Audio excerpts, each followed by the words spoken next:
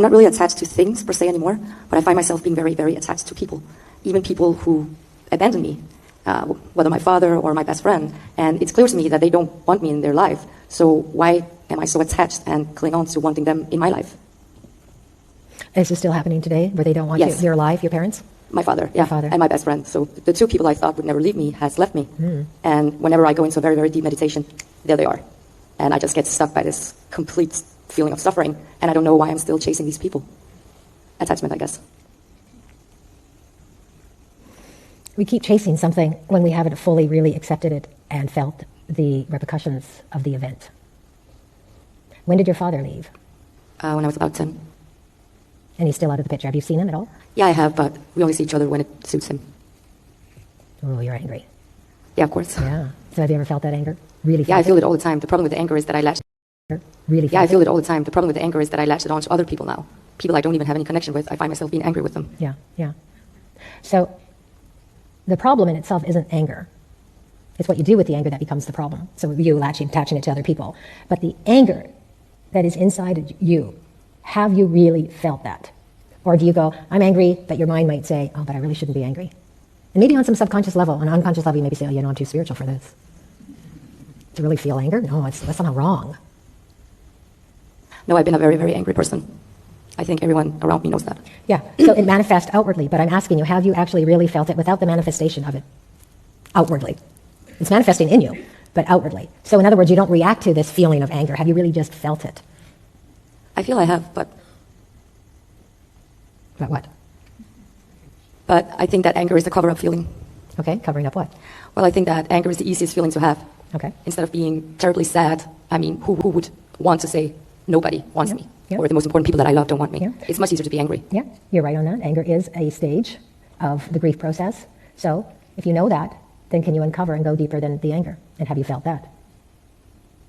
That's a good question. You answered it, actually. I'm just saying, can you feel that? Can you go underneath the anger and what is it that you feel? Go there now. Yeah, I feel that. Then there's no point in me being here. Like, if Talk to me more about that. What do you mean there's no point in you being here? Did you have that feeling? Yeah, I mean, like, if the people you love the most don't love you back, I know I'm supposed to be one of a bigger consciousness and say, well, that doesn't matter, nobody loves me, but I'm part of a greater consciousness. But in reality, that's very difficult.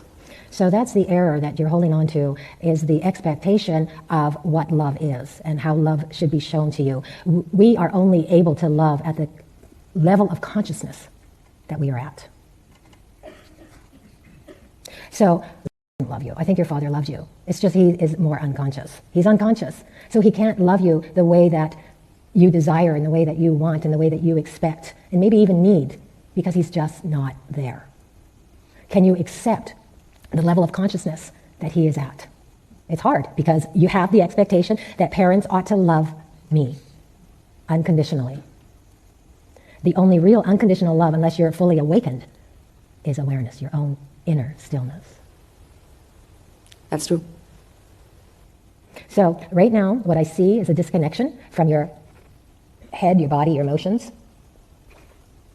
They're disconnected. You have that thought, that expectation of, geez, a mother and a father should do this, do that, do this, and love this way, and only this way. And forgetting that their level of consciousness might be quite low. In fact, it might be really low. So, who am I now as this adult? Who is going to love me unconditionally? So long as we are stuck there, we're going to point and look out there for that person who's going to unconditionally love me. And whether it's a male or female girlfriend, oh, there's that girlfriend who I know will unconditionally love me, who will love me, and you've had this great friendship for a while. And then as all things happen, including relationships, they'll dissolve. We may live together until one of you dies. It's still an ending of a relationship. So as long as we keep that unprocessed event that happened to us when we were younger, and keep that in our consciousness and think now, because we have read in books that good parents do this. I mean, maybe the words aren't said like that, but basically we read these things, we hear these things, and we believe that this is the now new way how parenting should happen. Well, it's a lot more complicated than that. Because shit happens to everybody all the time. Where did they come from? What part of the world were your parents from? They're Danish. They're Danish. So, and how old are they? He's 73 and she's 63. 73. I'm not really good at math, but in a sense, what I'm trying to get at is that if they were brought up, say, during the war, they've got that shit. So that shit gets piled. This is where, Christ says the sins of the generation be passed on from generation to generation, be passed on from generation to generation if we're not awake. So it will get passed on. So he's just passing on his shit. But you have awakened. Hallelujah.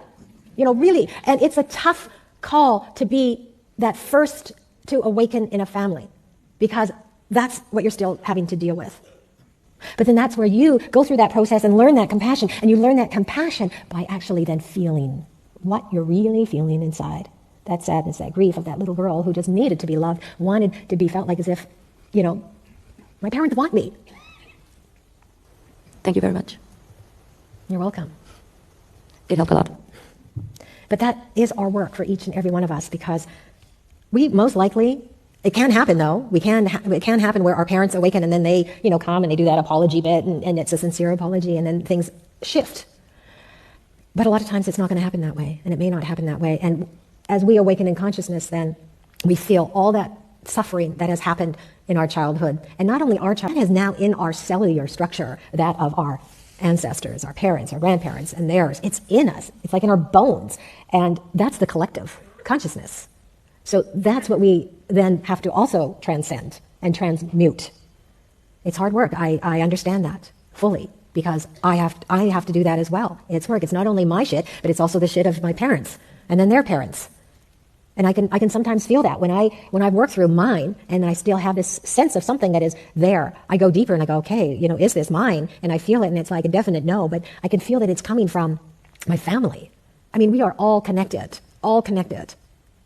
Just because we appear to be separate, there is a connection on an energetic level. And not only an energetic level, but on the actual cellular level. So I really applaud you. It is really good work that you're doing. And sometimes it feels really lonely to do this work, but we only feel lonely because we still have that little bit of expect somebody should be there. But you know what? Somebody is there, but sometimes it's not in form. As we awaken, everybody here today, there is a connection. And even though that you may leave this room after this weekend and we go through our everyday lives and awaken and we may be alone, we are not alone, because we are the formless dimension and the awakening consciousness. That is you and me. It's one. And if we can remind ourselves that, that alone feeling begins to dissipate and disappear. I had this sense, this image come up for me when it's like making that leap to cross from that form world into that unknown world and being suspended kind of between that mid-air point. And it's like standing on that edge. And I'm like, oh, I don't know if I can make that jump. I don't know if I can make that jump. Nobody's around, telling me, yeah, you can do it, you can do it. But it was like this feeling inside where I just felt, oh my God, everybody who has crossed this path was standing there saying, you can do it, you can do it, you can make that leap. But the only thing is that they can't. You are, so which in a way you are alone in this, you are the only one that can finally just jump. Nobody else. They can say, go, yes, go for it. And they won't push you. So this is a critical time in our spiritual awakening. Am I going to make that leap? And consciousness, and everybody out there in the so-called awakening consciousness, very patient, will not push you, just kindly and gently encouraging you and waiting for you on the other side. And on this side, saying, yes, you can, go ahead, you can do it. And when you're ready, because we're only going to do something when we are ready. It's like what I mentioned about the flower. There's a certain point that it just keeps blooming and blooming, and we can't make it bloom any quicker. This intuitive, natural, spontaneous, so-called action will occur and happen where we will just finally just go poop, no thought. It's only while we're just sitting on that edge and our thoughts are still there, so there's still that attachment to the world or to the pain body, an emotion, something old that's happened to us. So it's not just material items. I'm speaking about emotional items as well, or thought patterns, or anything that we attach ourselves to. So long as there's this attachment, we will not make that leap. But that's okay, because we are getting ready to make that leap by looking at what we are attached to, by disconnecting from all that we are attached to. And usually it's deep suffering that will bring about a deeper awakening where we just finally cross.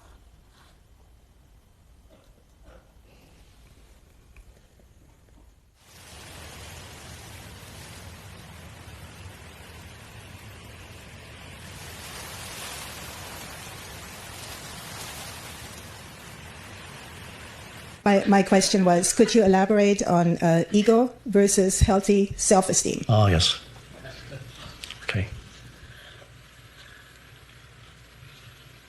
Eventually, what you call healthy self-esteem, which is a wonderful thing, eventually that is not enough.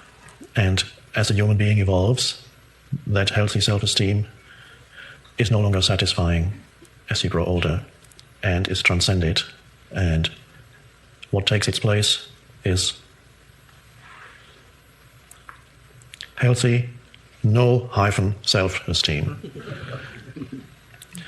The self-esteem, of course, means that you are reasonably satisfied with who you are as a person and the achievements of the person, what the person can do, or what the person knows, or what the person possesses, and you compare what the person can do, abilities, what the person knows, knowledge, or what the person has in terms of possessions. You compare that with others, and you come out favorably. So either you can do more than somebody else or others, just feel better about yourself. I can do this, but they can't. I can, but you can't. Or you have more knowledge. Did you know that this in such and such is such and such a case? You didn't know that? Well, let me tell you. That feels good. You know more. These ignorant people, they don't know anything. Or you have more. How many bedrooms does your house have? 4? Well, we have 11.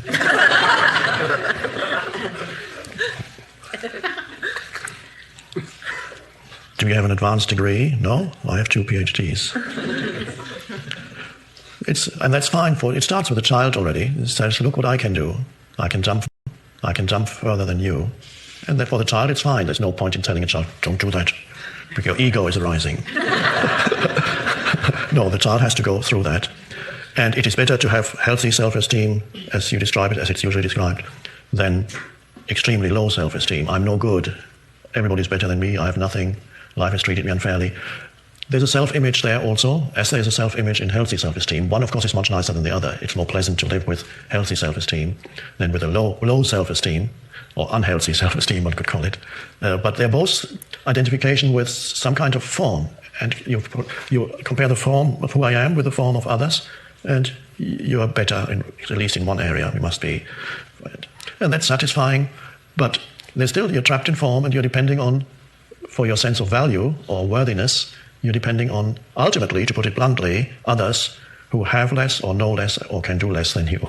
And that's fine. Doesn't mean you shouldn't strive to have things or to know things. But the question is, ultimately, is that a satisfying basis for your sense of who you are? And in the long term, it is not. It is not satisfying. That is why people who are maybe very happy with what they possess, after a while, there's an emptiness that comes, not the spiritual emptiness, the sense of emptiness of what's it all about. And even things you can do, a time may come when you can't do it anymore. Whatever it is that you do that's so great. Playing an instrument, the great pianist, wonderful, why not be a great pianist? But if you derive your sense of who you are from that, then one day you find arthritis in your fingers. And who are you now? Or just the agility goes, it's not there anymore. Oh my God, suffering comes. Or you invent the greatest new computer, some computer, I don't know the expressions, but program or whatever it is, and everybody says this is the greatest ever, but 3 years later, or 2 years, these things happen very quickly. Somebody else comes with it, makes yours obsolete, and then you have no new ideas, and then you sit completely devastated, because you become from somebody great, you become nobody. But it was all illusion, because you derived your sense of who you are from something in the world of form, which is fleeting, not reliable, not solid, dreamlike. And so the true self-esteem comes from not identifying with form. Now, whether we even want to call it self-esteem, I don't know. The true sense of worthiness and of power, true power, comes when you realize the formless in yourself, that dimension, and that all power comes from that. But it goes far beyond the person that you are. And then you're rooted in the formless, so to speak, or you are it, and that there's enormous sense of worthiness in there, but it's not comparative. It's not more than. You see the same worthiness in everyone, even if they don't know it for themselves yet. So there's power, but not more than. There's just the power of life itself. And everybody is an expression of that, although they may not know it yet. Everybody. So this is you transcend conventional self-esteem. And it doesn't mean you lose your sense of worth. It shifts into something much deeper. So every human really is... There may even be some children these days who don't need to go through the egoic stage anymore. That is possible. But traditionally, and humans had to go, many probably still have to go through this stage where they identify with form, develop some self-esteem, do something that you feel good about, you can do it, and then comes the time going beyond. Except perhaps, as I said, some advanced souls who will be coming into this world, already in this world as children, who don't even need to identify with that anymore. A question that comes from there also is, if a person has low self-esteem, in other words, a mental image of not good enough, then does that person have to go through the stage of healthy self-esteem before they can transcend it altogether? I don't know. I haven't tried it enough with enough people. It may well be that the unhealthy self-esteem, if it leads to a state of suffering, great suffering, you may be able to, with the help of a teacher, go from there to no self. Because the way from unhappiness or suffering to transcendence is easier than the way from superficial happiness to transcendence. Superficial happiness keeps you in the dream world for quite a while. It's not that bad. My life, I can't complain. It's not that bad. It's going okay. I'm quite happy. Just got a promotion. I'm so happy I just got my annual bonus from my Wall Street bank. Great. I'm doing great.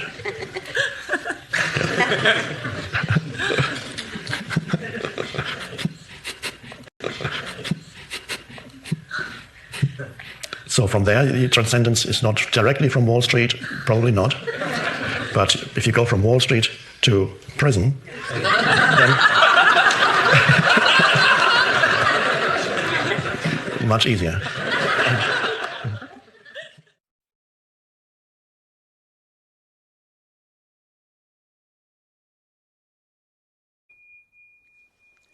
Is the ego the source of our thoughts, or are our thoughts generated elsewhere and pass through the ego? Oh, thank you. Yeah. There is no ego apart from the thoughts. The thoughts, identification with thoughts, is ego. But the thoughts that go through your mind, of course, are linked to the collective mind of the culture you live in, humanity as a whole. So they are not your thoughts as such, but you pick them up from the collective, most of them. And so you identify with thinking, and the identification with thinking becomes ego, which means simply that you believe in every thought that arises, and you derive your sense of who you are from what your mind is telling you who you are. Opinions, viewpoints of that's me. Some people talk to themselves, and you are so good. Why doesn't the world recognize you? Or the mind says, you're no good. Same thing. You're no good at all. You fail at everything, don't you? Again, and then you believe in it. And then you suddenly have a low view of yourself. Why you have a low view? Because you believed in your thoughts. And why are you thinking those thoughts? Probably you picked them up somewhere, maybe in childhood. Maybe your mum was so stressed out that you said you're no good. And so you pick up certain thoughts and they get stuck in your head. Thoughts that you hear in childhood, they're little energy forms, like entities, and they get stuck in your head and don't refuse to go. They go. And the more you believe in it, the more deeply lodged they become in your mind. And so some people are stuck with very hostile entities. I'm saying entity, not in some spooky way, but every thought is an energy form, and as such we could call it an entity. And there are many people in this world who are stuck with hostile, life-denying, continuously critical and attacking entities that they carry in their head, and they believe that is who they are. And they are continuously attacking themselves. And if they're not attacking themselves, they attack others around them. Let me tell you who you are. Of course, what they're really saying is, let me tell you who I am. So they project the famous saying, we don't see things as they are, we see them as we are. Which means you look at reality through the screen of your thinking and your judgment, which is conditioned by the past. A dreadful prison to live in. It's like blinkers, worse than blinkers. It's like looking at reality through heavy veils. Ooh, looks so dark here. Is that a human being or? So the identification with thinking, believing in your thoughts, having no space outside of the movement of thought. Again, here we come to the vital thing, lack of space inside. That is the unconscious condition, spiritually, completely unconscious. And then you are burdened with a heavy ego. You are the ego, which is not an entity apart from thought. It is thoughts that you have identified with. And the first moment of freedom comes when you realize that certain thoughts have been going through your head for years, perhaps, and that they are only thoughts, and that you are not the thought.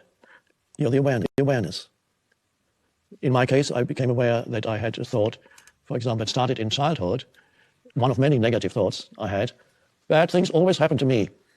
Bad things always happen to me.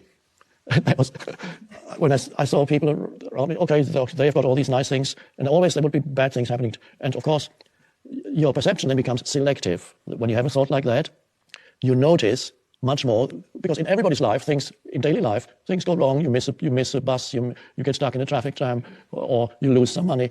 But yes, this is normal. But if you have the thought, bad things always happen to me, you're extremely aware of those things, and they confirm to you that the thought is correct.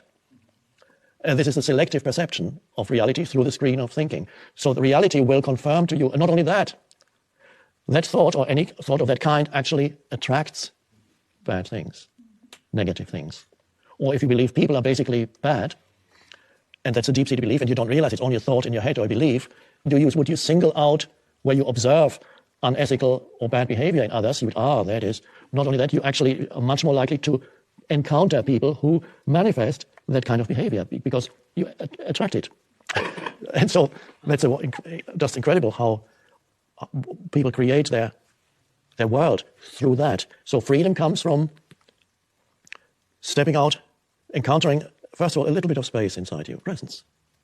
And then from there you realize certain thoughts as repetitive and just a thought. Bad things always happen to me. Oh, there it goes again. I thought that before.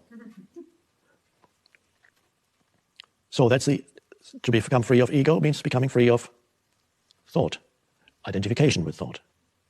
That's the end of the ego. It may reassert itself from time to time, but at least that's the awakening. What about your thoughts? Habitual thoughts, do you? Probably that I have to get everything right. There's intense, figure it out and get it right. It rules me. And if it's not right? I escape. I just won't do it. I pretty much predict ahead of time, so I won't try a lot of times. Yes. Yes.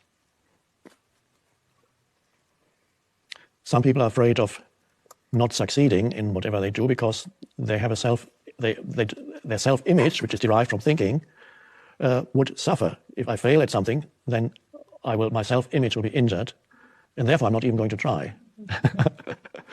And again, that's to do with deriving your identity from thinking. And even the thought, I have failed, is a lie. I am a failure is an even greater lie. You have not failed, you can simply reinterpret and say, I've learned something here. This is not from me, for example. So, but why believe the lies that your mind produces? So, as you know, many people live with a very hostile mind. But those people, their motivation would probably be very great, I would hope, to get out of their minds. But first they need to realize that their problems are self-generated, mind-generated, not world-generated. Thank you.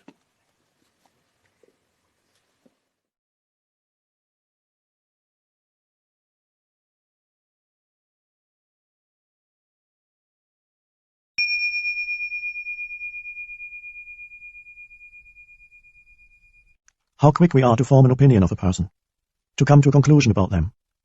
It is satisfying to the egoic mind to label another human being, to give them a conceptual identity, to pronounce righteous judgment upon them. Every human being has been conditioned to think and behave in certain ways, conditioned genetically as well as by their childhood experiences and their cultural environment. That is not who they are, but that is who they appear to be. When you pronounce judgment upon someone, you confuse those conditioned mind patterns with who they are. To do that is in itself a deeply conditioned and unconscious pattern. You give them a conceptual identity, and that false identity becomes a prison not only for the other person, but also for yourself. To let go of judgment does not mean that you don't see what they do. It means that you recognize their behavior as a form of conditioning, and you see it and accept it as that. You don't construct an identity out of it for that person. That liberates you as well as the other person from identification with conditioning, with form, with mind. Ego then no longer runs your relationships. As long as the ego runs your life, most of your thoughts, emotions, and actions arise from desire and fear. In relationships, you then either want or fear something from the other person. What you want from them may be pleasure or material gain, recognition, praise, or attention, or a strengthening of your sense of self through comparison, and through establishing that you are, have, or know more than they. What you fear is that the opposite may be the case, and they may diminish your sense of self in some way. When you make the present moment the focal point of your attention, instead of using it as a means to an end, you go beyond the ego and beyond the unconscious compulsion to use people as a means to an end, the end being self-enhancement at the cost of others. When you give your fullest attention to whoever you are interacting with, you take past and future out of the relationship, except for practical matters. When you are fully present with everyone you meet, you relinquish the conceptual identity you made for them, your interpretation of who they are and what they did in the past, and are able to interact without the egoic movements of desire and fear. Attention, which is alert stillness, is the key. How wonderful to go beyond wanting and fearing in your relationships. Love does not want or fear anything. If her past were your past, her pain your pain, her level of consciousness your level of consciousness, you would think and act exactly as she does. With this realization comes forgiveness, compassion, peace. The ego doesn't like to hear this, because if it cannot be reactive and righteous anymore, it will lose strength. When you receive whoever comes into the space of now as a noble guest, when you allow each person to be as they are, they begin to change. To know another human being in their essence, you don't really need to know anything about them, their past, their history, their story. We confuse knowing about with a deeper knowing which is non-conceptual. Knowing about and knowing are totally different modalities. One is concerned with form, the other with the formless. One operates through thought, the other through stillness. Knowing about is helpful for practical purposes. On that level, we cannot do without it. When it is the predominant modality in relationships, however, it becomes very limiting, even destructive. Thoughts and concepts create an artificial barrier, a separation between human beings. Your interactions are then not rooted in being, but become mind-based. Without the conceptual barriers, love is naturally present in all human interactions. Most human interactions are confined to the exchange of words, the realm of thought. It is essential to bring some stillness, particularly into your close relationships. No relationship can thrive without the sense of spaciousness that comes with stillness. Meditate or spend silent time in nature together. When going for a walk or sitting in the car or at home, become comfortable with being in stillness together. Stillness cannot and need not be created. Just be receptive to the stillness that is already there, but is usually obscured by mental noise. If spacious stillness is missing, the relationship will be dominated by the mind and can easily be taken over by problems and conflict. If stillness is there, it can contain anything. My hope is like I want my pain body gone for good. Yeah. And I'm being told if I can just stay present 100% of the time, then it is dissolved. But then I can't seem to stay present. I tend to go to sleep all the time, and then all of a sudden my pain body wakes me up, and then so you know it's not dissolved. Yes. Yeah. Then you deal with that in that moment. What a drag. But I want it gone. Yeah. That's what the ego says. I want it gone. Why do I have to keep on dealing with this? Yeah. It's ego. The moment that we can just face it and when it comes up and not even think about whether it's going to be gone forever, because you know what? Forever is now. There is no forever. There is no time. There's only this moment and what arises in this moment. Are we going to choose to deal with it consciously or unconsciously? And then the mind will bring up and the ego will bring up that, oh, but I've got to have it, stay away forever and I can't have it come back. It could be gone for years. And then life will say, okay, you're ready for another test to see if it's really gone. Who are you committed to? Are you committed to consciousness? Or are you committed to being unconscious, which means bringing in time, bringing in the ego, bringing in thoughts such as, I don't want this ever to come up again. That's a thought. We are dealing with a lot of baggage, not only personally, but collectively, because we are all connected. We're one. So we've got our personal unconscious actions that we have dealt with, and that personal could be in your family life and your upbringing and stuff. And then we have the collective unconsciousness within our own community, within our society, within our country, different egos.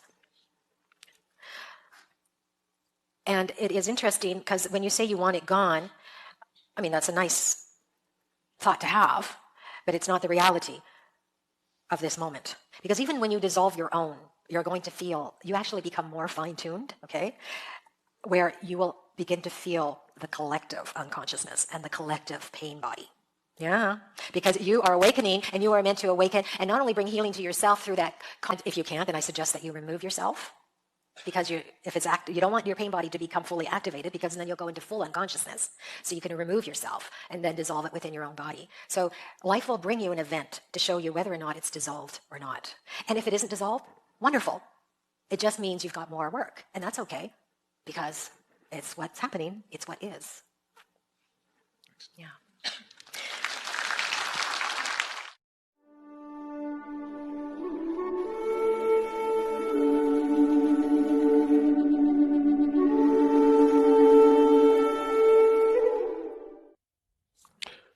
my ego is really aggressive. It comes up without me knowing. Only after the ego is gone do I find out. How can I manage my ego sooner? That is not uncommon. There's probably more than you, the questioner, who has that, who experiences that. As more presence arises, so first of all, it's important to invite presence into your life in ordinary situations when you're not being challenged by another person. The anger mostly is probably with people or situations, but most situations involve people. So be present when you're out in nature, by not labeling things, by observing in that state of alert attention. And presence then emanates more and more through you. This doesn't mean that necessarily you will, next time the ego comes up being aggressive, it comes up so quickly that you can't. To me, I'm able to observe my ego now. In the way I use the term ego, that's no longer true. The moment you become aware of your ego, it's not really ego anymore. It is still a behavioral or mental, emotional pattern that operates in you. But you are present. When you know that there is this pattern operating in you, then you are not it. It operates in you and you are the space around it, which is the consciousness. You know it's there. Then before it was ego, yes. But when you recognize it for what it is, it's no longer ego. Ego means unconsciousness. Ego means complete identification. So whatever you recognize in yourself isn't really ego anymore. And so then, as presence grows in you, you reach a point when immediately after this episode, pain body episode, anger episode has just happened, you suddenly realize, oh, it happened again. And then, I predict, if it hasn't happened to you yet, it will. A time comes, perhaps very soon, when in the middle of it, it already has taken you over, and you're shouting at someone, and in the middle of it, you realize what's going on, that you've been taken over by that. You still may not be able to stop it, don't have to, but the awareness is there in the middle of it. Catch it in the moment. But as the presence in you grows, manifests more strongly, usually what happens is the time period that elapses after you've been taken over by anger gets shorter, until you reach a point where a few seconds after it's happened, you suddenly realize it's happened again. Whereas before you might have needed several minutes or even an hour. In some cases the next day you realize, what was that? When you had a huge drama with somebody. Probably involving the pain body. Your pain body is probably predominantly has the anger vibration predominantly, and pain body that is not recognized as pain body becomes part of the ego, in the same way that any thought that you completely identify with becomes part of the ego. In the same way, an emotion that you completely identify with becomes part of the ego. Once you recognize the pain body as the pain body, then it is an energy field in you that still operates, but strictly speaking, it's no longer your ego. Ego can only operate as long as you're unconscious. So, although sometimes people say to me, and that may happen many times, and then you may find the awareness is there just the moment it begins to arise. The moment the anger pattern wants to come in, the awareness is also already there. Now, whether or not at this moment you can stop it, we don't know, and never stop it by suppressing it. You stop it simply by shining the light of awareness on it. That eventually stops it. So you can, and then at that, when the presence is strong enough for that, then you actually begin to have a choice. Do I choose to engage in the same way through my pain body in the situation? Is this the best way of dealing with the situation? You may not literally ask yourself that question, but it is implied in that state of awareness. You have a choice. You're no longer at the mercy of the old conditioned pattern. And then it begins to dissipate. So I predict that this will happen, that presence more and more will come in at earlier stages, and then in the middle of it, and then at the beginning of it. But you need to cultivate or invite presence into your life in ordinary situations, in helpful situations, so that it can be there in challenging situations. Don't rely on challenging situations alone. That's not going to work. Invite it into your life in situations where it's easy, where situations that lend themselves to presence. When somebody has been taken over by the pain body, almost anything, or probably anything you do will fuel the fire. Staying silent or not saying anything may fuel the fire, and whatever you say will fuel the fire even more. Staying silent is probably preferable to interacting with the pain body, because if you interact with the pain body, and I'm talking about a situation when the other person has been taken over completely by the pain body. If the pain body is actually the person, there's a remnant of awareness in the other person, then one can still communicate. You would still be communicating to the person, if there's a remnant of awareness.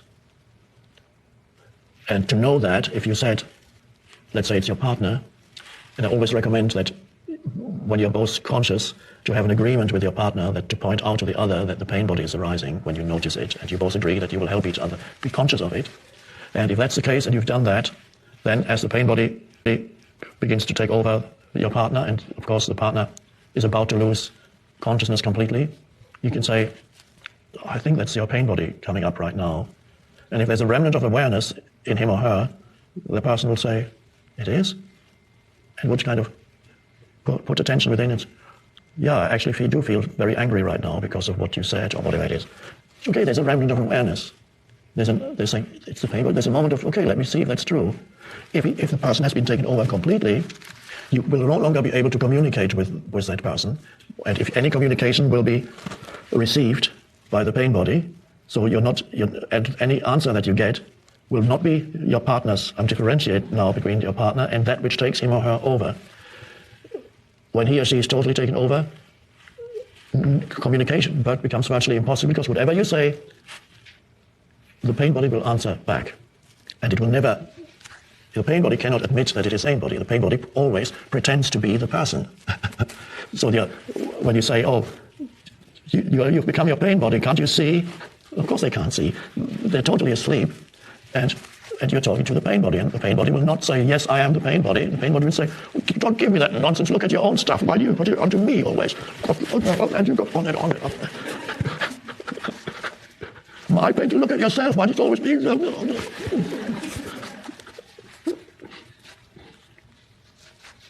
remember what you did last week? That was the pain body.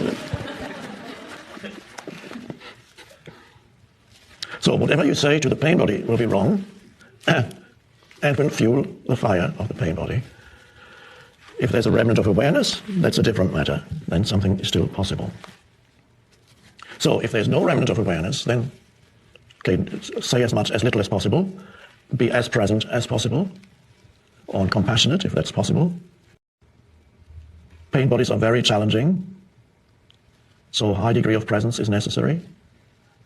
And sometimes the best solution is to remove yourself for a while so that the pain body can naturally come to, that particular episode can subside. So if you do remove yourself and go for a walk, then the pain body in the other person for a while will continue to renew itself through their thinking. Or they might even make phone calls to somebody else to renew. But then after a while, it'll come to an end, and then hopefully a few hours later or the next day, awareness comes back in. And then there's the person that you know has suddenly come back. I haven't seen you in a while.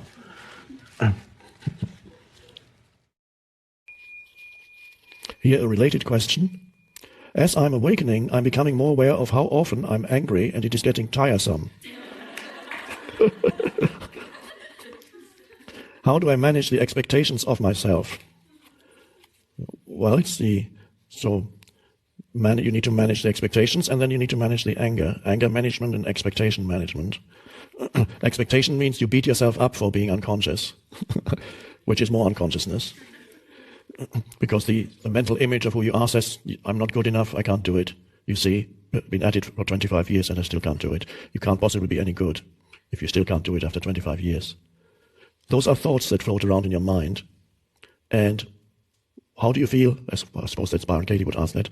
How do you feel when you believe in those thoughts? Not good. You're beating yourself up and you feel an emotion. Feel bad about myself. More ego. More conceptualized identity in your mind. Concepts in your mind about you. You derive your sense of self from that. More of the same. So let's say it's anger, and then you wake up after the anger reaction, say, I did it again, I'm no good. So you have the second egoic reaction to the first one.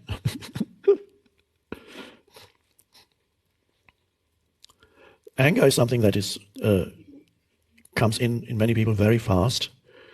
So there may not be, unless there's already considerable presence power in you, there may not be enough presence to catch it. It takes you over before you know it, especially an old reaction.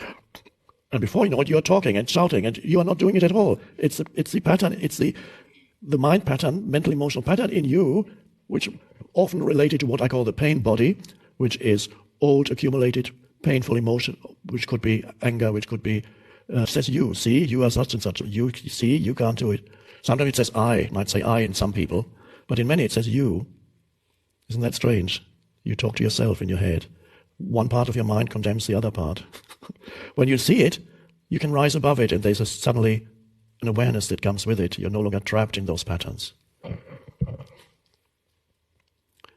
I would recommend particularly to become particularly alert when you know you're getting stressed, a situation is building up, and some kind of, for example, if you get anger takes over when you get stressed, could happen. When you feel a stress building up towards it, you can become very alert so that doesn't take you over. You know the anger is about to come. Or if you know certain areas of your life are more likely to make you unconscious, sometimes you know just beforehand that those are going to arise in the next minute or so, and then you can be alert, feel the entire energy field in your body, be alert with every cell of your body, then pick up the phone and talk about the financial situation with your investment advisor.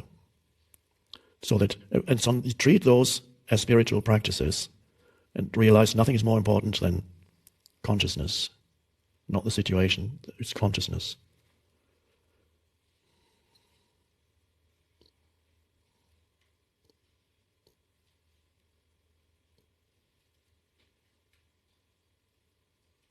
Some people's pain bodies consist, as I said, predominantly of anger, and in some people you can sense their semi-dormant pain body in the background, even when they're not particularly angry right now. But there are people who are waiting for the next opportunity to be angry. That's their pain body. And sometimes when you are sensitive towards other, you can feel energy fields. You can sometimes sense in other people they're waiting for an depressed sadness. Anger is a very frequent one, as the pain body energy is just waiting.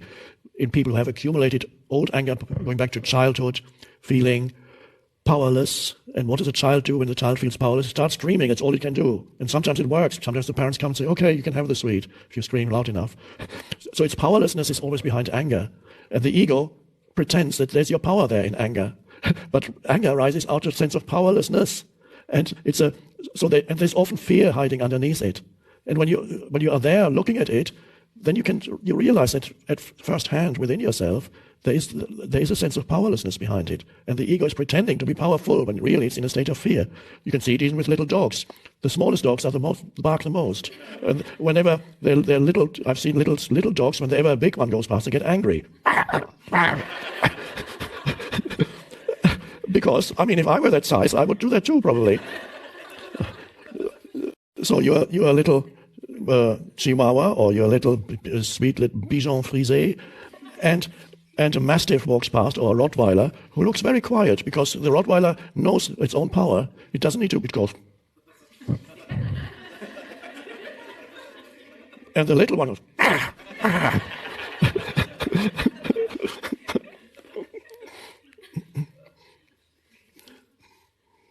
But with dogs, we smile when we see that because we somehow recognize that pattern. And we smile, and probably the Rottweiler has an inner smile too when he walks past. But with humans, it's more difficult to smile when they go, and words come streaming out of their mouth. It's more difficult to smile, but it's possible not necessarily to say, don't necessarily smile, but recognize it for what it is when you see it in another. Don't equate that with who that person is. Recognize it, that the person has been taken over by that energy field. And that already is a wonderful thing. That already we could call this in a wider sense. We don't equate unconscious behavior with who that person is. If we equate it with who that person is, that's the real meaning of judgment. Judgment is not to say to somebody, I realize that you get angry a lot, and that person then might tell you, are you judging me? No, it's a fact. If I see that you get angry a lot, that was just a fact. There's no judgment in it. But if I equate that with your essential identity of who you are an angry person, and then I always expect more anger from you, that's a judgment.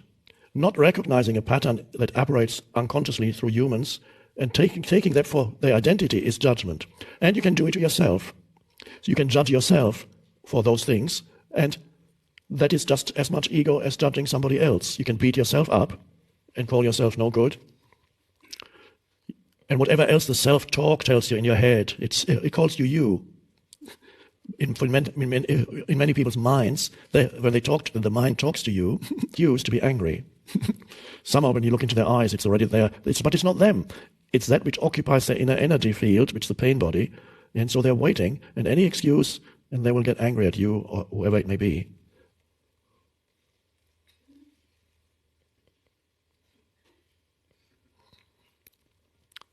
So you become a grievance looking for a cause.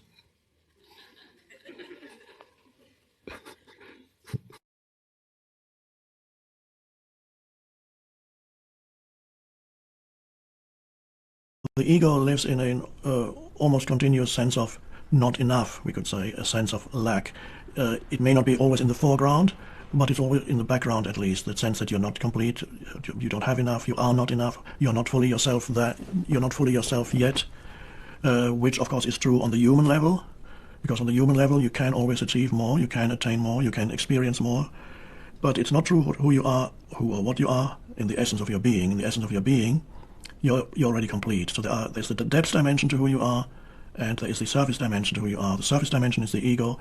The ego comes from a place of lack, and whatever you attain through the ego, the ego has access to some power. Obviously, it's the form that consciousness has taken, but you're much less powerful creator as an ego compared to what you could be if you're aligned with the essence of who you are, and you're coming from a deeper place that is in alignment with what the universe wants and where the universe is going, which is greater consciousness. So if you come from the ego, there's a sense of lack. You always know it retrospectively that after you have attained something through egoic endeavors, if you have attained it, then sooner or later, and usually sooner, it does not satisfy you. Whatever you attain, the moments of satisfactions are fairly brief, and then again you fall back into the state of lack and dissatisfaction. So no matter what you create from ego and through ego, it won't satisfy you. Now you may not know this while you're engaged in the process, but retrospectively you can always know it. While you are creating, though, there are also certain signs that are indicative that the ego has gained the upper hand, even if you might even have started your manifestation from a deeper place, and then suddenly something happened and the ego started to take over. And so, for example, a good sign is that when you no longer enjoy what you're doing, you're engaged in a creative process, you're active, you believe that, but a time comes when you suddenly realize you don't enjoy the work anymore. And whenever an obstacle appears, because in any creative process, even though it may be empowered, you will still occasionally encounter obstacles. Anybody who has created something new in this world has experienced that, yes, you are assisted. The more you are aligned with the depths of who you are, the greater the assistance you get. Nevertheless, even in those cases, you will encounter, when you create something new, you will encounter obstacles, because the world, there are certain structures in the world that don't want to change. They are against change.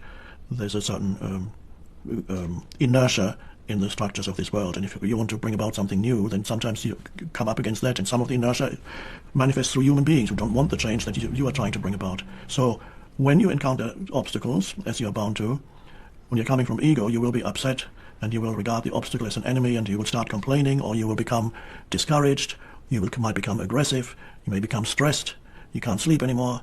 So you're finding the obstacles create a dysfunctional state within you, and then your entire work, it becomes a source of stress for you. And when stress arises, it means the ego is there and is interfering, even if your initial attention might have been very good. You say, for example, I want to create a great spiritual center where people come to learn to be more conscious. Now, what could be better than that? And that's great. So the intention is great. Maybe the initial intention may be absolutely wonderful. But as you start working, then without you knowing it, the ego can creep back in and claim. First of all, it says that you are in desperate need for this to happen, and you cannot be fulfilled and happy unless this happens. These are the first thoughts that come. They may not become conscious thoughts. At the back of your mind, this feeling arises. So you desperately need this to happen. Every obstacle and every person who represents this obstacle becomes an enemy, and you get upset when you encounter them. So without you knowing it, you fall back. If you fall into a state of lack, of neediness, of not enough, of the place you want to get to, the aim, the intention, becomes so important to you, where you need to get to, the end result that you want to achieve becomes so important to you that you neglect the primary importance of the present moment and your state of consciousness in the present moment. So instead of focusing on the step you're taking at this moment and giving your utmost attention to what you're doing now, and if you do that, you'll actually enjoy what you're doing. Instead of that, you're excessively focused on the desired outcome, and the present moment is no more than an inferior moment towards this imagined future moment. So these are all egoic patterns that you fall back into, and that is why it can become very frustrating. So a good intention is not enough. You need to be conscious throughout the creative process, because the ego can creep back in during the creative process without you knowing it. It's a very subtle thing. You need to be really alert. But that's how it is. No expectancy, not waiting for anything to happen, being completely present here. Simply to allow that state of consciousness that is free of future, free of past, timeless state of simple presence to emerge here within yourself. Because that's why you're here. You didn't come here to be fed new thoughts, concepts, ideas. Perhaps a few signposts, they are useful, but you didn't come here to collect more signposts, which say Rome or Mecca or enlightenment, and then carry them home, put them in your library or living room. Isn't that a beautiful signpost? Or worship the signpost, a concept, an idea, a thought. In a way, we're here so that the opposite of that can happen. A relinquishing of concepts and ideas. Ultimately, and that may sound a little bit frightening to the mind, relinquishing thought. What is stillness other than a state of consciousness that is free of noise? This is not some distant goal to be achieved in 10 years' time or in a future lifetime. If this state of consciousness were not emerging in you already, you wouldn't be sitting here. But to the mind and the egoic sense of self, which is a mind-identified sense of self, a mental image, me, my story, my past, my future, that may be a little bit frightening. No thought. Who would I be without thought? It's all about relinquishing attachment to thinking and ultimately going beyond the compulsive need to think. And what then arises is presence, a state of clarity, simplicity, of simple beingness, a very deep allowing this moment to be as it is. So that is love, that is compassion, that is a deep care, an embracing of whatever is. In other words, embracing life, saying yes to life. Where's life? Here, now. Life cannot exist separately from here and now. So any denial of the now, resistance to the now, running away from the now mentally, always trying to get to the next moment because fulfillment is there somewhere, and you miss this life. And then you reach the age of 85, still looking for something, and you've missed the beloved, the divine that is here every moment. Now this moment, there's only one moment, appears in different forms. This moment happens to be beautiful externally, beautiful surroundings, wonderful people. So it's a little bit easier, as we sit here, to enter the state of allowing. There may be moments that appear not good on the surface, not good in little ways or big ways. You miss a bus or a plane, something little, or something major happens, some breakdown in your life, some loss. What happens then? Usually resistance comes up.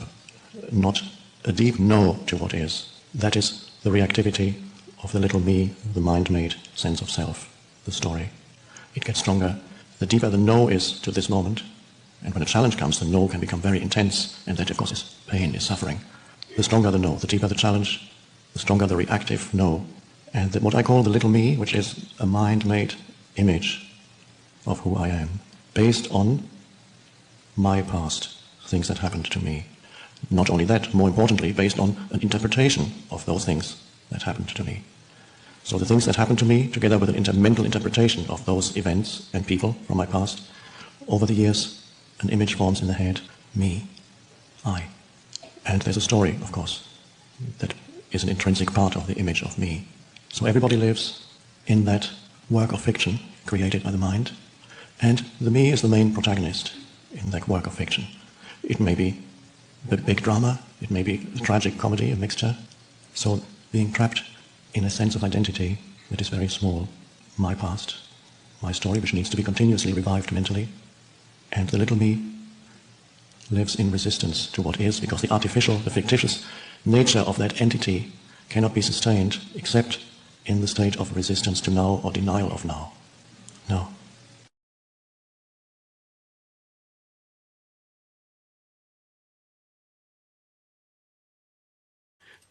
Now, there's a lot of talk these days about, not just talk, actually, it's happening, addictions. Many people are addicted to all kinds of things, substances. But one of the greatest addictions, or rather the greatest addiction, you never read about it in the papers, because the people who are addicted to it don't know it. It's the addiction to thinking. It's actually addictive. Can't stop thinking. It's like can't stop drinking, can't stop smoking, can't stop eating, can't stop thinking. Thinking is the greater addiction than any of these. And it's an addiction because it's been a drug, it's just been around for so long, and it's a pseudo sense of self. So it's a great reluctance on the part of most people to let go of thinking, which is equated with the state of sleep, to let go of thinking. There isn't that much to understand in this teaching. There's a little bit to understand about how the ego works, but even that is just mainly self-observation. The main thing about it is presence. And presence is a space of no thought, but presence can also be there in the background even when thinking is happening. You can still be not completely involved in the thinking. Thinking loses the ability to create havoc in your life and confuse you. So your choice then is not to understand more or to bring some intellectual analysis to the practice, but to practice the state of not thinking, which can be arrived at by various ways, as you probably know. If you don't think about it, just do it. Becoming more aware of the present moment and accept it as it is slows down the overactive mind, is one thing. Because a lot of the overactivity of the mind is an attempt to get away from the isness, the simplicity of the present moment. So to become more aware of the present moment as a practice, have perhaps little pointers in your office, at home, in your car, let's say present moment or whatever, or a symbol for it. And there are different entry points, 3 points into the present moment. Present moment awareness means thinking subsides, may not disappear completely, but something else arises that is primary. We call it presence or awareness. Buddhists call it mindfulness, which I don't use because it implies your mind is full of things. It isn't, of course. It's just a mistranslation. So, to be present, first of all, use the present moment to become. But how do you become conscious of the present moment? Now, when you get it, after a while, you can actually sense the presence of the present, so to speak, directly, and there it is. But helpful things are sense perceptions, take you out of thinking. If you're not judging the sense perceptions, labeling, naming, looking around, anywhere, wherever you are, look around. Practice sense perceptions without this compulsive interference of naming what you're perceiving. Oh, that's a beautiful flower. I wonder what it's called. I don't know what it's called, so that helps. I can be free of thinking. If I know what it's called, say, oh, that's such, and then drop that. And see what it means to perceive without the interference of concepts, words. At this moment, for example, you're looking at me. Now, let's say, between now and now, were you thinking? No. Okay, and again, between now and now, were you thinking or present? No thought. And while I speak, do you need to think to understand what I'm saying, or can you just listen and understand it? And this is what you're doing. And so that's part of the teaching and the function of the spiritual teacher. Imparting information is secondary. What I'm telling you now is secondary. What is primary is the underlying state of consciousness, which is presence. That's the teaching. But you can't talk about that. It's underlying. But a sign that it's working is that while you listen, there's no thought. There's just an alert presence. The so-called teacher stops speaking for a moment. The alert presence remains. It does not need to be filled with anything. Like now. What is there to think about? Nothing. Now, if we do this for longer, at some point, your mind will probably start up and think, how much longer is he going to sit there? And when that happens, you can allow your mind to say, how much longer is he going to sit there and say nothing, and then come back to presence. And then some other thought will come. What's this all about? And then you can allow that thought to rise and then be present again. Which means your priority is no longer to follow the thought where it wants to take you, because the thought has a magnetic pull. It wants more of your consciousness. It wants to grow because it's a little entity. It wants to grow, so it wants your attention. And in subtle ways, it tries to get your attention. It says, it might even use a bodily feeling. It says, gosh, I'm hungry suddenly. Why didn't I need to eat something? And then you think of what restaurant I'm going to afterwards. And so the presence is gone. You are gone. So the presence is gone. You are gone. You are looking for a restaurant in your mind. Which means the thought used as some bodily thing to make thoughts out of it, completely pointless, because you can't find a restaurant because you're standing here. But it can use all kinds of things to manufacture more, to get your attention. And if you're not careful, if you don't know the mechanism, it's not so much an intellectual understanding, but a simple realization that this is what the mind does. It tries to pull you in. It's fine, that's what it does. Once you know that, you can allow thought to arise without following it where it wants you to go, which is into another bigger thought and a bigger one. So then you become like my dog when it finds a scent. And then suddenly, even when the dog is off leash, usually she's fine, she just runs around you, but suddenly she picks up a scent, and then she goes off completely unaware of surroundings or anything. She just follows it. And she could get lost. She goes off to the horizon sometimes, just disappears. And that's, when you follow a thought, it goes like that. You can wake up 20 minutes later, and it started with being a little bit hungry and thinking of a restaurant, and it ends up with thinking about how dreadful your life is.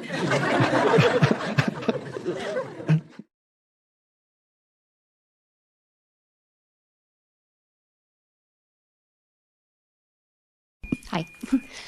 Well, I wanted to ask you, I guess it's kind of a simple question in a way, but it's like, I feel like this whole present moment thing really works. And it's like, and so I feel like I'm so happy when I'm in the moment. But then, how do I balance that with actually being able to, plan for the future? I mean, that it's like, I don't know how, I can just be in the moment. Sometimes I feel like I can just be like this battery pack for the universe and just be so happy. But I feel like I'll wake up in the middle of the night and I'll have this anxiety about not taking care of the future or not doing the things that I need to do to take care of the future. So it's about balancing that. How do you do that? Or do you have to balance it? Or? Okay.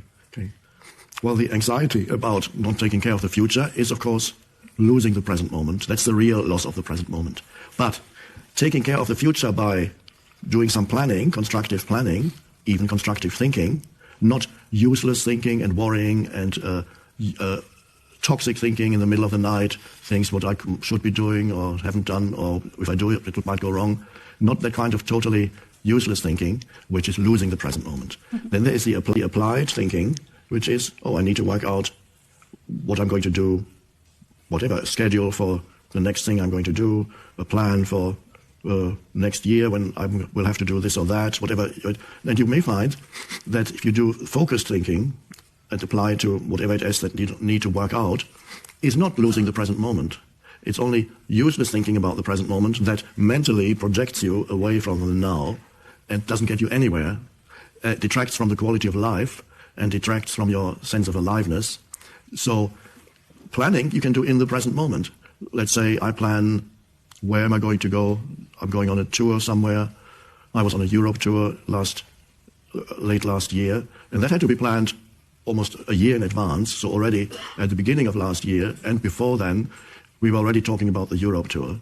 And so what then, you look at the calendar, cities, geography of places where they connect, all the other factors that you need. You're not really losing the present moment because you're not projecting yourself mentally over there and imagining how it's going to go, or imagining that when you finally give that talk in London, then you're really going to feel really fulfilled, or projecting yourself to that talk in London when nobody's going to like what you're going to say, and half the audience are going to leave. Am I going to be inspired when I reach London and to give a talk? It's just losing the present. And this kind of thinking happens, it pretends to be useful and constructive, but it's not at all, and it's not taking responsibility for anything. But applied thinking, and for applied thinking, it's good to give yourself a time limit, a space. You sit down for an hour, or you talk to people and say, what do we need to do here in order to do this, that. You're not losing the present moment. Some people often, this is not uncommon for people to have this question, thinking that I must never think about the future. But when you apply that, you're not really thinking about the future. The planning is now. It's just, you're not projecting yourself away from the present moment. So it's applied and constructive thinking. The same with the past. Sometimes you need to think something that happened in the past. You need your memory for certain things, and then you need to you go back there in your mind, and then you talk about, but there's a reason why you bring it into the present, because you need that kind of memory or the knowledge. Perhaps you learned something there at the past Europe tour. Those things went very wrong. The people had to line up for an hour, and I was an hour late starting. It was disorganized. What did we do wrong? That's fine. You have to go there. But if you, in the middle of the day, you think how dreadful that was, or you're blaming yourself or others about what went wrong, then you lose yourself in the past. Mm-hmm. So you can use past and future without losing yourself in them. And then really you remain present even while you refer back to the past or while you make plans for the future. So that's really how it works. Is there a way that you can, if you're happy, you can trust the universe that you're on the right path? Oh, yes. Is that just... Okay. That is an underlying thing is, of course, the sense of connectedness with the deeper level, the deeper levels of your being, the deeper levels of your being, the awareness, the presence, the stillness, whatever you want to call it, and that gives you a certain rootedness. You're rooted in being, and then what happens on the outcome of things that you do is no longer the factor that determines your state of consciousness. So when things go wrong, sometimes they do, you're not devastated. You don't feel you're going to die because it went wrong. You didn't get there. You tried so hard. In the end, it didn't work out, and it's so awful. You beat yourself up mentally. No, that's very dysfunctional and creates a lot of suffering. Mm-hmm. So you are less dependent on you welcome a good outcome, of course, but you're not dependent on a good outcome for feeling peaceful and really complete in yourself. And that sense of completeness in yourself, because there are two levels, as you know, that one could say, the two dimensions. You are the person, but you are also the vast consciousness. So there's the ocean. The person lives in time, and there's a development. The person learns things, gets better at certain things, and so on. At the deepest level, there is already that sense of completion. You don't need to become anything. When you are connected with the depths of who you are, in that depth, you don't need to become, you are already complete. On the level of the person, you're never really complete. And there are always things that could be called imperfections. When you're connected, not huge things that create a lot of dysfunction in your life and make your life and other people's lives unhappy. Not that kind of thing. But there are things that are certain personal things that are limitations on. You can't be. My place at the moment is untidy. I'm not perfect there. So there was a time when my place was tidy. So I'm not an untidy person continuously, but it started when I was writing A New Earth, and then I couldn't focus on anything else while I was writing, and then things started to accumulate. And now I still get all these manuscripts and books sent, and some of them taking up more and more space at my place, so let's not go there. But that's an imperfection on my part. If somebody had an idea of somebody who's fully awake, he must live in a certain way, and then he comes and says, how can you, this is not tidy, how do you live?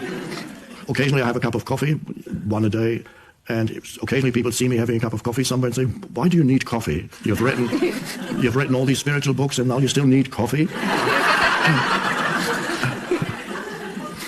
I don't know if I need it, I just enjoy a cup of coffee. And I drink a glass of wine or two, occasionally with dinner. You drink alcohol? Well, if my state of consciousness is so fragile that a glass of wine would upset it, then it can't be worth very much. So the addictiveness does not come in, because the addictiveness would be something else. If I were addicted to coffee and couldn't live without 6 cups of coffee a day, or if I were addicted to alcohol and wouldn't know when to stop drinking, that would be something else. But you can enjoy things. People might interpret it as an imperfection, and perhaps it is. Allow yourself to have your imperfections as long as they don't create suffering for others or yourself. Become comfortable with things where you're not perfect. Some people are habitually, it's not a nice thing, it's not my problem, but they're habitually late. Some people just have that. It's almost in their genes. I had a Filipino friend, I recently met her again after many years in London at university in Cambridge, and it must be in the Filipino genes to be late all the time. And apparently when I talked to her, she said, yes, everybody's late. Nobody expects people to be on time. And that maybe, she may not be able to get rid of that, because it's in her genes it says be late, or you don't need to be on time, and that's fine. That's how they live. It's not a problem in the Philippines. It might become a problem in the West, but not to them, to other people who might say there's something wrong with you. No, if some things can change, and that's good, and as consciousness awakens in you more, the awareness arises, it does tend to dissolve those patterns, as I said, that really F up your life. Okay, thank you. And then the strangest thing started happening. I began witnessing my thoughts. And as I witnessed my thoughts, I had this unbelievably simple awareness that if I'm witnessing my thoughts, what am I? And that completely changed my life. I can't even begin to tell you what happened after that awareness happened. And then one thing led to another, and then there was a point where I started realizing that what I am, I couldn't find a boundary for. Okay? And so I was sort of interested, because in your book you talked about this in the Power of Now, about the dark night of the soul experience, but I'm sort of wondering about your journey from there through the process of realizing that this awareness that I am is not personal. It's intimate, but it's not personal. And that seems to be the toughest part of it all to really get a handle on. So if you could walk me through that, I'd appreciate it.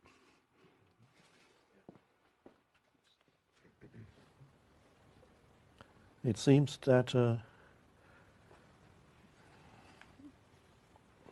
I will comment, but the most important thing, I think, is it seems that what your mind is trying to do is to understand awareness, and you can't really. The mind can't.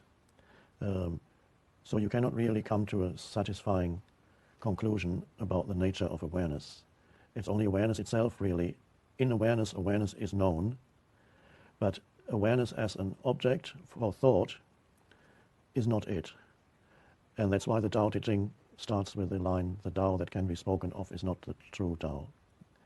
So all that language can do is use pointers to point you in the direction of awareness, or language can point out the obstacles, the likely or possible obstacles in yourself to a state of awareness.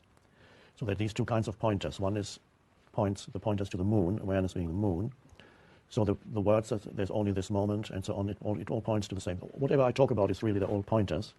They're either pointers towards awareness, or they are pointers that look at the obstacles that may arise in yourself, in a human being, so that you recognize them when they happen, so that the obstacles in the form of certain mind patterns don't take you over and obscure the arising awareness. But once awareness has arisen, the mind is not useful anymore, and you don't need further pointers in order to... The mind will continue wanting to understand a bit more about awareness, but really this is where conceptual understanding comes to an end.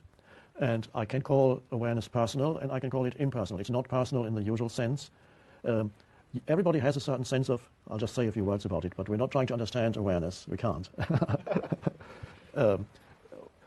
Everybody has a sense of I-ness, of identity. Everybody has this sense of him or herself as a... Hard to describe, the sense of I. Now, usually the sense of I is mixed up with certain mind movements, thought patterns, which you could also call stories. They thought patterns that hang together as a story. And so your sense of I gets mixed up with a story, thoughts in your mind, and that is called the personal sense of self. But the story really is nothing. The story really is nothing. They're just thought forms, temporary thought forms. The real sense of I is the awareness inside the thought forms, without which the thought forms could not even be there. So the true sense of I is the awareness that got mixed up with the story or the thoughts. So most people have a sense of identity that is of that mixed kind, where consciousness or awareness has become entangled in thinking. And then people only know themselves through thinking. They believe they are what their mind tells them they are, and their memories and so on. And that's called the personal sense of self. But even there, the substance behind it and in it is the consciousness. It's not the story. That's where the sense of the preciousness that everybody feels that I am, and where the mind says, I don't want to lose that. I don't want to die. This is what people are scared of. They might lose themselves. They might lose that preciousness. Everybody deep down feels that preciousness inside. Even people who are unhappy, they're still here. They haven't jumped off the bridge yet. They feel a preciousness still inside, hiding somewhere. And that preciousness is consciousness itself. It's not your story. Now, that consciousness, it really only becomes personal when it gets mixed up with memories and a story, or expectations and memories. So if you what happened to you then was the disentanglement happened spontaneously, and so there was the realization of that which is there when consciousness is no longer entangled in form, because the consciousness is the formless, it's the unconditioned consciousness. So that is called then self-realization in some traditions, or it's called awakening in other traditions, whatever you call it. That's the realization of the formless essence of who you are. And so the mind, of course, continues, but there's no longer investment in it. Some consciousness still flows into mind activity, but the important thing is there is no longer a self in the mind activity. And so, because the self is realized as essentially formless and timeless. So that's a beautiful thing. Now, the fact that mind activity still continues means that occasionally the mind is wondering about consciousness and awareness. And so the mind needs to then see that it is futile, and since there's no self in it anymore, it won't be too difficult. The mind just needs to be told. You cannot come to any kind of satisfying or satisfactory conclusion about the nature of awareness or further conceptual understanding of what awareness is all about. The mind would like that. But there's a vastness in awareness, and awareness begins to operate through your mind without needing your mind to understand more about it, because that's what the mind always says, I need to understand more. You can understand a lot more about the things of this world. There's many things that you can still study. Everybody can. There are many books you can still read, things you can still learn. There's always the possibility of acquiring more in this world. It's fine. Nothing wrong with that. But as far as self-realization is concerned, there's no more. There may be a deepening, or the aware state may express itself more and more fully through your mind. Your mind may have... your mind becoming the servant of awareness can take up that adjustment from a self-serving mind to becoming aligned with the aware state may take a while. I'm speaking from my own experience. Not that I ever could explain off in a corner, and then you have your bed and you have a seating area, and then you share the bathroom with, I think, 8 or 9 people in different rooms. And so before I didn't like where I was, and suddenly it was great. It was fine because there was this beautiful light shining through the window. The little objects on the table were full of aliveness, and even waiting for the bathroom wasn't that problematic anymore, except occasionally I developed constipation because of the waiting. But that in itself wasn't a problem either. It was the same city, or I had complained about having to go by tube or underground, which is a subway in London. It can be very unpleasant at times. And again, there were blissful states traveling in the subway, waiting for the train. Wow. But it wasn't in the world of form. The form was perceived through the awareness. But understanding, very little. All I could have said, suddenly I'm so peaceful, I don't know what happened. That was all. That was my limit. For 2 years, approximately, that was the limit of my understanding. And so that's how it is. So what does take then perhaps time from our external viewpoint is the alignment of your mind with the aware state, and then gradually it can flow into the mind structures, and you can speak about opening yourself up to awareness and many other things. You can pointers will arise that may be helpful for others. You may write a book, but not too soon. It's often the case that people write books too soon. So just let it mature. And the one thing that you won't get much further in is a conceptual understanding of awareness itself. And that's the answer.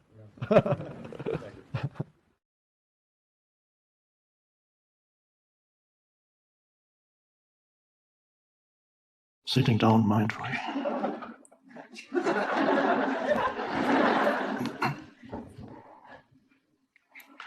Contrary to popular belief, you don't have to be slow to be mindful, although it probably helps. But you can be in a rush and still be mindful. It's actually a lovely experience of high energy, which means you're still present with every movement and not excessively focused on some future point, and then you just go. It's wonderful. That's contained in the ancient Zen saying, hurry slowly. Seems to be a contradiction. Of course, what it means is on the outside you hurry, but on the inside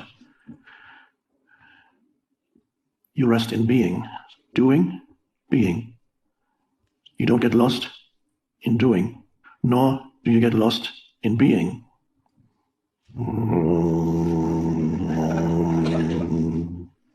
But if I had to be lost somewhere, I'd rather be lost in being, of course.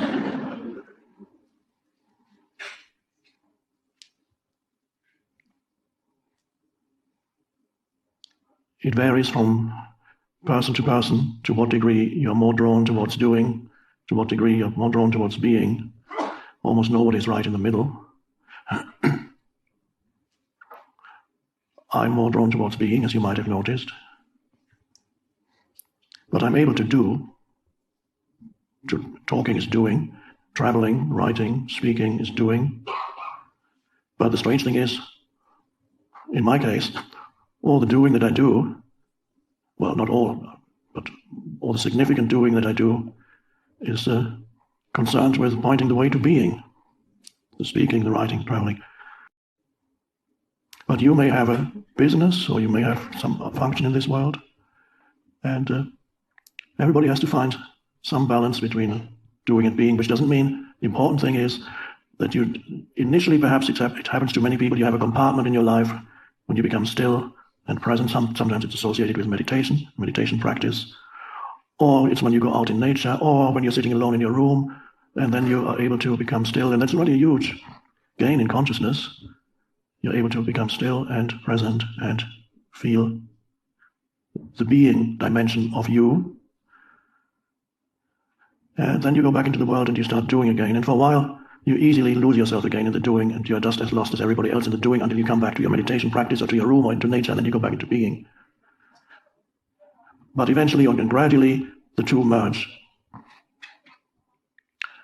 So when you're doing, you're not totally lost in it. You're not totally dragged along by your mind and by external things that continuously demand your attention. You're able to deal with things, but don't become crazy. And when you're in being, the danger with being, we know what the danger with doing is. You get the primordial doing is in your mind. Thinking is doing, so that's the place where you really get lost, and then it gets externalized. You get lost in stuff. But in being, when you go into being, when you're present, you're above, as I put it, you're above thought. Here's thought. This is where the human dimension. And then there's being. Being is not just above, it envelops it all. But for a moment, let's look at it like this. It's helpful. You rise above thought. And your dog is here, below thought. It doesn't mean the dog is not conscious, but the dog does not do thinking the way you do. The dog does not have an opinion about you or about him or herself. So the dog exists below thought, and when you become present, you rise above thought. And below the dog, there's the tree and the plants. They are very deeply still connected with being. The tree there's a consciousness in the tree, but it's impossible for us to conceive of it. You can be sure that it's very slow, and nobody knows how it is aware. It has no self-awareness, of course. But the tree is even more peaceful than the dog. So the tree vibration, this is why trees, now this has been recognized in many ancient cultures, and certain trees were considered sacred, so people had a special relationship with trees. Because before they became so mind-dominated, they had a little bit more sensitivity towards energy fields, and they could sense something in the tree that they called sacred. They could sense the deep stillness within which the tree exists. Whereas modern humans, those who are completely identified with mind, do not have that deep relationship with the tree, except when you become present. Because you look at the tree through your mental concepts. And even the moment you name it, the veil has already come up between you and it, and that veil is the concept, the label that you give it. And then the illusion arises that once you have named something, then the illusion arises that you know what it is. So you've attached a label to something and you think, now I know what it is, it's a tree. It's an oak tree, what else do you want to know? Instead of going through life and reacting to the content that arises in your life continuously, new things, thoughts, emotions, external events, people, places, the scenery around you changes continuously, that's all content. Instead of reacting to content, the content is allowed to be, and then you're aware of, instead of just being aware of, identified with what arises in the now, you become aware of the now itself, beyond the phenomena that arise in it. That is the miracle of transformation of consciousness. What does that mean? You become aware of the now itself. You become aware of an undercurrent of stillness in which everything happens. You sense it. Not only that, even that's not quite correct. You realize that you are it. And then it's so easy, once you realize you are that deep undercurrent of stillness. The world is no longer problematic. In that moment, you know yourself to be that. Whatever content there is in your life, including the story in your head of me, is no longer problematic. It's simply the story of me. But you don't get your identity from it anymore. What's left are simply your photo albums, either physical photo albums or the photo albums in the head. Those things that happened to me, okay. Or video thing. These days people record things on video film. So you may have a collection there of 2 years ago, 5 years ago, 10 years ago. That was me with my first wife, that's me with my second wife. And there's the third wife. You're not saying, no, that it's all illusion. Of course there's your first, second, and third wife or husband. But it's simply, okay, you're no longer in a reactive relationship to those events that took place in the past and are now remembered now in the field of now. Where else can they be remembered?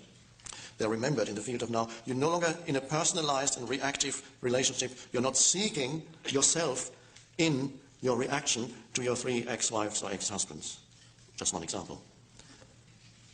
So those stories go, then you know what he did to me or she did to me, and I'll never forget what he did and said, and so on. It simply is things that happened in the past. Not me. There's no identity in it. You don't need it anymore for an identity. And the future is fine too. Of course you need future for many things. Nobody denies that. But you don't look for yourself anymore in it. You can't find yourself there, so it's no longer problematic. It's no longer threatening the future. Nor is it all that promising. It just is. And you deal with it. You make arrangements for next week to do this or that, appointments for the future, work out something that you're going to do without seeking an identity through it. Simple, effortless doing, not straining. Effort means really you're seeking yourself in something. Everything when you're seeking yourself in it is effort. And it's strain, and it's stress. Then, after that, life is so simple. And why is it so simple? I'm not saying no challenges will ever come anymore. Of course they come. Challenges are wonderful. But they are simple because they're only now. There's nothing that big that can come into the field of now. And the power is there to deal with it now. When you allow whatever arises to arise, and if it needs a response, if it needs dealing with, there's vast power that immediately flows through you, and action, you take action. A few people have experienced that in emergency situations, who suddenly did just the right thing, and people say, how could you have been so courageous to have done that? There was no thought involved. There was a greater power that took over. So, and then those people say, well, I don't know, I just did it. I don't know how it happened. They don't think that they did anything great because there was no me involved in it. Your whole life can be like that, simply by dwelling with your attention in the field of now, the field itself. Then let it happen. Let the world happen. It's great. Let the forms come and go as they will. No form stays for that long. Every form that comes and goes. Let it come. You enjoy the play of form around you. There's the fear of loss is no longer there. Because why is there the fear of loss? Because there's an identification with some content, and there's the fear that if I lose that, I lose part of who I am. That's the fear of loss. Whether it's fear of material loss, any kind of loss. That goes. So it's the end of fear. And you can see what a miraculous transformation that is when humans no longer live dominated by fear. My God.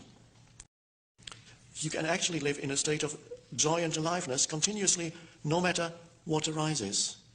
Because what arises isn't that important. It's a form. It's short-lived. It's a play of phenomenal existence. The universe playing with form. Consciousness playing with form. Let it play with form. You yourself become a participant in the play of form. You can create without self-seeking. And then you create beautifully. But when you create and there's self-seeking in it, there's a negative energy field in that. I need, I want, I must have. Without that, I'm nobody. Oh, I mustn't lose that. And then there's competition. I need to fight him and her because he might get there before I do. And all the things that create our civilization goes. And the power of consciousness itself flows through you. It loves to create. So it'll create through you. Who knows what? You don't need to know it now. Let it flow. All there is left, really, in your life is the simplicity of this moment. And it's always quite simple. When you're no longer seeking yourself in past and future, then you can honor this moment and honoring, embrace the now, because it is life. It's an expression of life. You embrace what is. Yes. Through that embrace, you know the spaciousness that is around the form that is there.